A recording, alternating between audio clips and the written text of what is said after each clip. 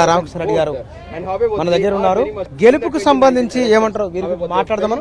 రామకృష్ణారెడ్డి గారు, మీరు గెలవడానికి ఎంత మేరకు అవకాశాలు అనుకున్నారు? 100% వైఎస్ఆర్ కాంగ్రెస్ పార్టీ జెండా మంగళగిరి నియోజకవర్గంలో గుంటూరు పార్లమెంట్లో ఎగురు తీరుతుందండి. చంద్రబాబు నాయుడు ఈ 5 సంవత్సరాల కాలంలో మంగళగిరి నియోజకవర్గంలో ఏం చేశాడో చెప్పమని అడుగుతా ఉన్నాం. మీరేం చేశారు చెప్పండి.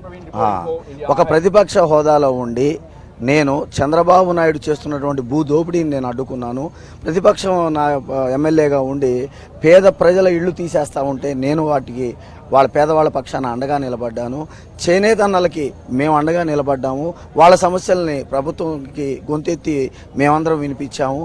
అదే కాదు, ప్రత్యేక హోదా కోసం మేము మా నియోజకవర్గం నుంచి అండగా నిలబడ్డాము. కానీ సార్, మీరు పోటీ చేస్తున్న ఒక ముఖ్యమంత్రి కొడుకు మీద, అసలు ముఖ్యమంత్రినే పోటీ చేయమని అడిగా నా మీద. ముఖ్యమంత్రి కొడుకు సంగతి తర్వాత, ఎందుకంటే ఏ మాత్రం అభివృద్ధి చేశాను అని చంద్రబాబు నాయుడు గుండె మీద చేసుకొని కనుక చెప్పగలిగితే ఈ రాష్ట్రాన్ని లేదా మంగళగిరిని ఆయనే నిలబడి ఉండేవాడు. మంగళగిరి నియోజకవర్గంలో ఆళ్ళ రామకృష్ణారెడ్డి గారికి ఓటు వేయాలి అని అంటే ఎందుకు వేయాలో 2 పాయింట్లు చెప్పండి. 2 కాదు 100 చెబుతా.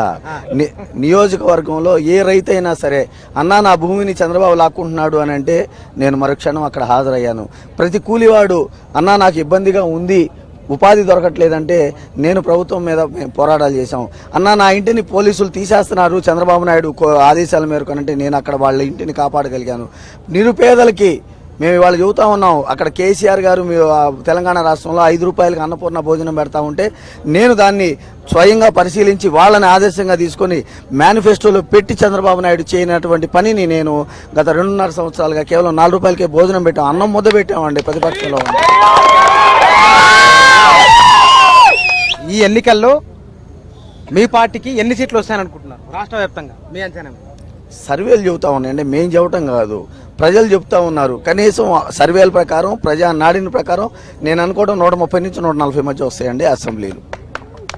మంగళగిరి నియోజకవర్గంలో ఎన్నికల్లో పోటీ చేస్తున్న అభ్యర్థుల అభిప్రాయం ఇట్లా ఉంది.